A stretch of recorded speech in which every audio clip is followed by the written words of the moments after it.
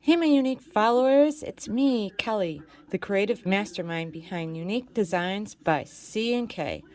And today, we're feeling a little patriotic. We're going to make a patriotic themed bangle bracelet with UV resin. Now, let me get in close here so you kind of see it. The light gets a little weird, but since it's 4th of July week, I figured, why not? Why not get a little patriotic this week? Tomorrow is 4th of July, and let's have a little bit of fun. So, we're going to create this fabulous bangle bracelet out of UV resin. I love using UV resin to create things like this. Not only can it be a little faster and I can get it to my customer faster, but I don't run the risk of the resin wanting to get soft and heat. Sometimes resin can do that. So, UV resin is always the best bet. And I got this little glitter mix right here. It comes in these little containers. I wish it came in bigger containers because I do use this a lot. But I got this hot off Hobby Lobby. It comes in a set of 6 with 6 different mixes that are really fun. And this bangle bracelet I do have on my shops for sale, and my glitter bangle bracelets. There's an option for patriotic, and he's on there. So let's get into it. First of all, before you even start with resin, always pull out your safety gear, your gloves. So we're going to put on our gloves. Uh-oh, my finger got caught. There it goes. Even if it's UV resin, still make sure you have gloves on when you're handling it.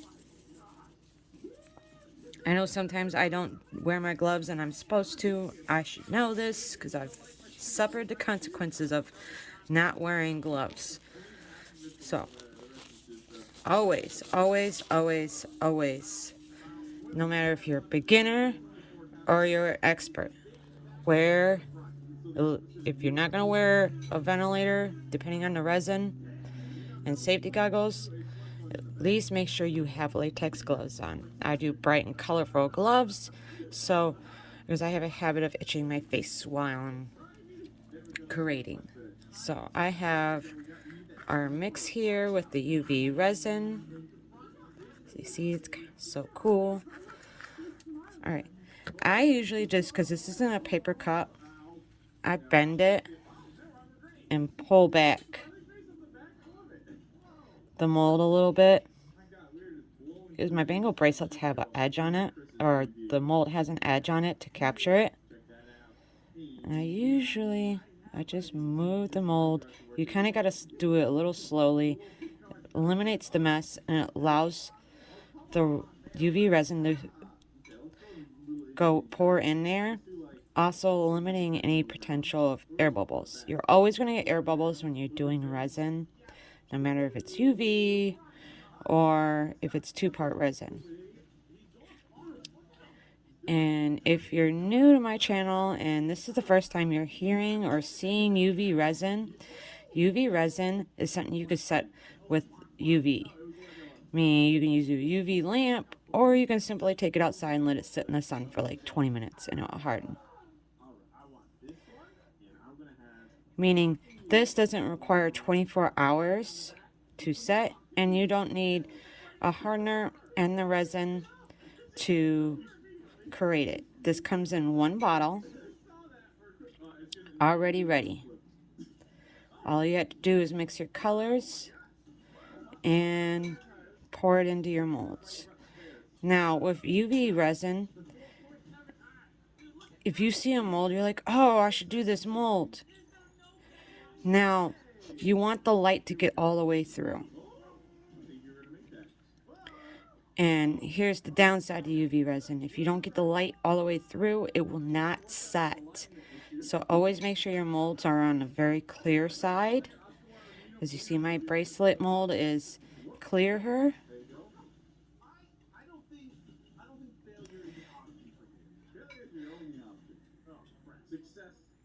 Yes, I pour a little slow with this because I don't want a bunch of air bubbles with glitter. Sometimes glitter will capture a little bit of air bubbles, and it looks like I need a little bit more UV resin, so I got enough glitter for it to blend. So I don't have to add any more glitter. All I do is add a little bit more UV resin, because you want the mold to fill all the way up. Of course, with this, you're going to get an edge, but that's why we got a sander and a deburr tool. And I'll show you both of those in a minute. We're going to get him into the... We're going to finish him, and then there we go. That looks...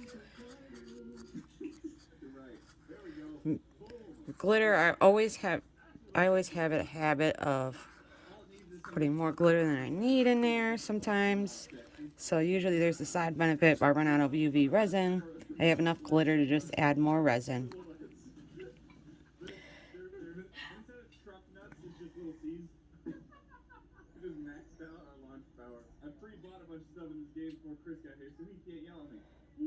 So I just go around the edge to make sure the mold is evenly filled.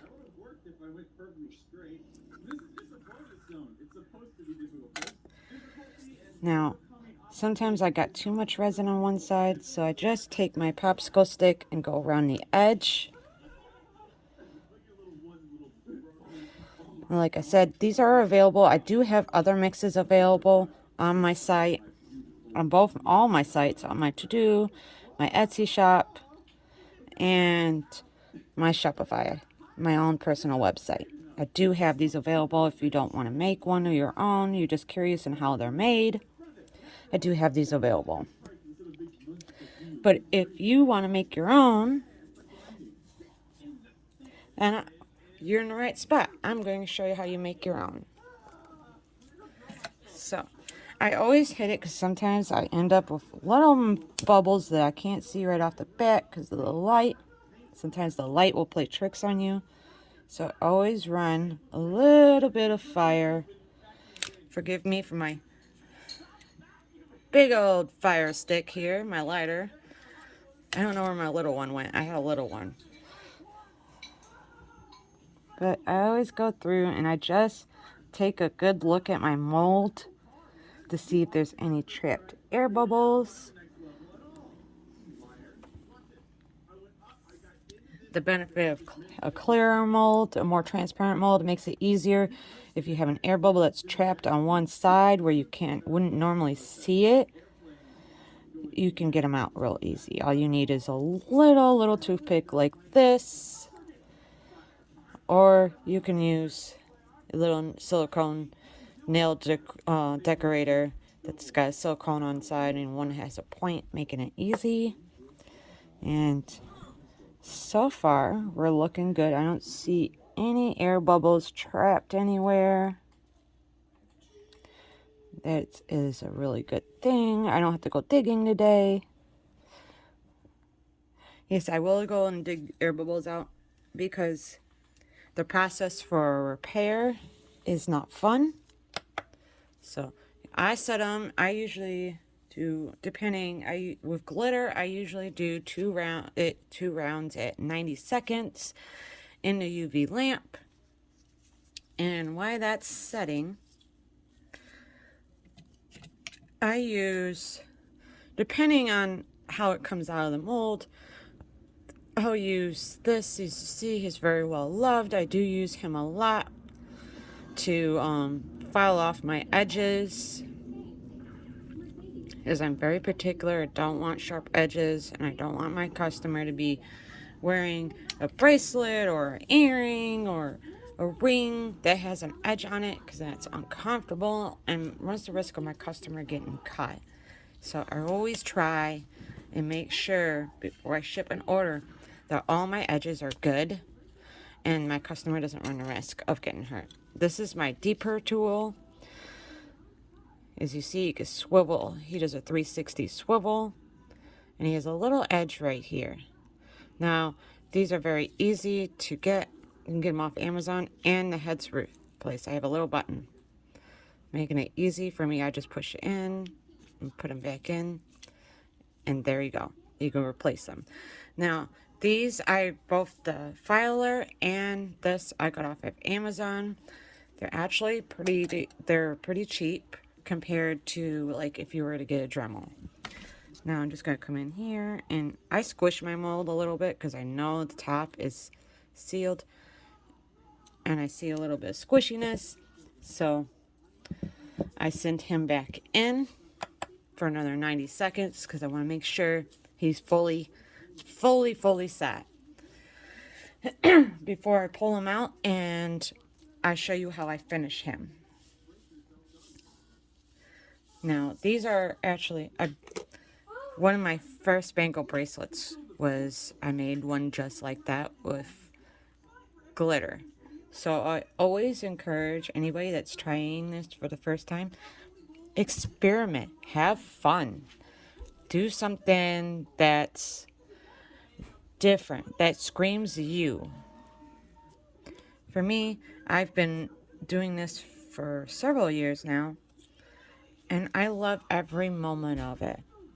I love pushing the edge. You, my unique watchers and followers, push that edge, push that creativity envelope for me, push me to create more things that you haven't seen and also want to know how to do. Now we got about 25 seconds, and then I'll pull him out and I will show you how to finish him based on when I look at him. It will depend if I use the filer or if I'm going to use a deeper tool today. They vary depending on how much I actually put in there, if I need the filer or if I just need my deeper tool. It just depends. Like, all right, you ready? He's ready. He's nice and solid. Good. So we're gonna unmold him. I always do the outside edge. I just pull the outside edge away so we can do this. Now sometimes, depending on what you're doing, if you're doing it in a metal bezel, which I don't have any on hand right now to show you what I mean by metal bezel, but those can get hot. Metal gets hot in my UV lamp, so usually I have to wait about 30 seconds before I even touch it. So based on what I'm seeing,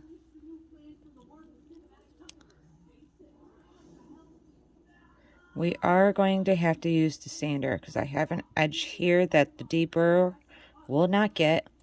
So it's about to get noisy for a few minutes. So if you're sensitive to noise, other than that, he looks fabulous today. So it's about to get noisy. So if you're sensitive to noise, I suggest that you turn down the volume or mute it and put captions on for a minute, because I don't want your ears to get hurt because he's going to get loud. He's a little noisy. So I try not to do this on my desk, so you're going to see my ugly pajama pants for a moment because I want to show you how I do it. So all you do is turn them on. For me,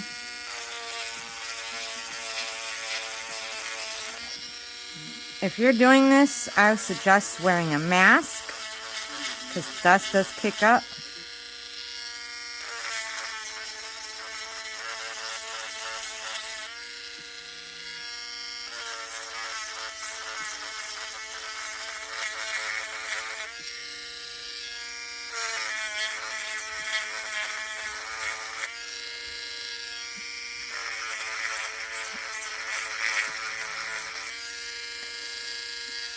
And if you want to know why I turn the camera away, is I don't want the dust all over my desk, because we're going to come back and finish him off. Like I can feel right here. Sometimes if you add a little too much to the mold, you'll get an edge on the inside of the bracelet. And I always try to flatten him so I have a smooth transition around the bracelet.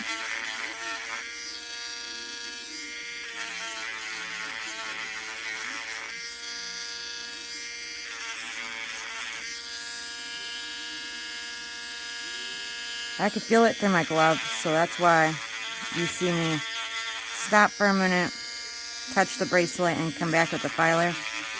I feel an edge, and I'm not a fan of edges.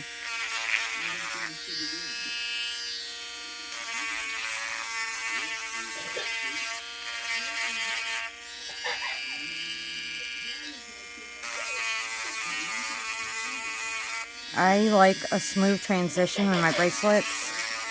This depends on what you want. If you like an edge that's less smooth, more power to you. Me, I like a very smooth transition to the back side of my bracelet, and I'm using a microfiber to capture all the dust.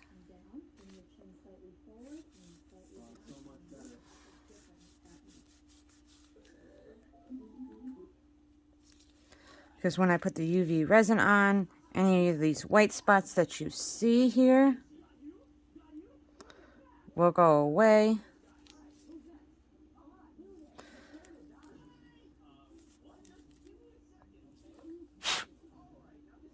And periodically I'll blow out the little holes if I see there's too much of that dust in there. Alright, let's come back to our table.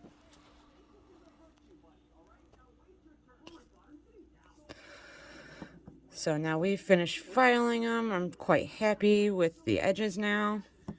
And now we're going to, I take this little guy right here. I use either end. And I have a cup of just clear UV.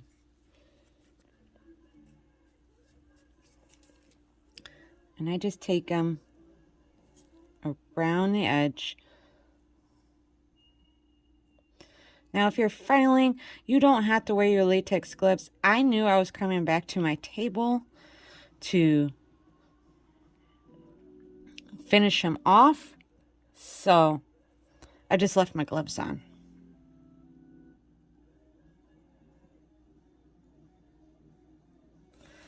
And you're just going to go around this edge, right along your file line.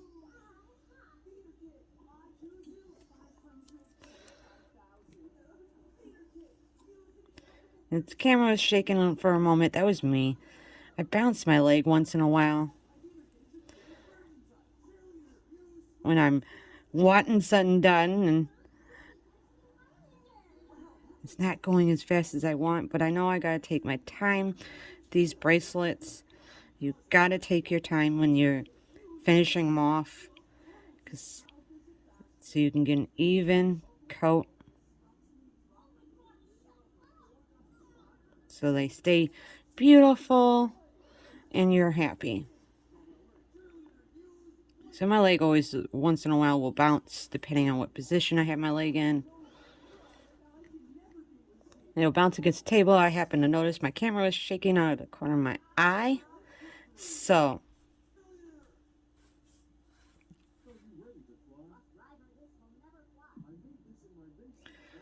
I moved my leg because I realized I was shaking the camera. I always do this. I always end up shaking the camera. I shake my table a lot on accident. It's just how my leg will bounce while I'm doing this. Especially, it's very tedious. A lot of times when I'm pouring, I do stand. I prefer to stand. But when it's something tedious like this, I sit. Do you have to sit to do this? No. Just for some reason, it's a habit for me to sit down when I'm in front of my UV lamp to do it.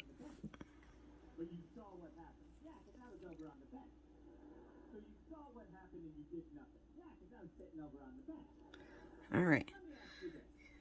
We're all the way around. Let me take some of this excess off. And you're gonna watch me clean my tool. Is all I do is slide them in with that. And I set for 90 seconds. I usually do that twice. That's to ensure that my backside is completely set. So this is what it will look like when it's finished. So until next time, be you, be unique.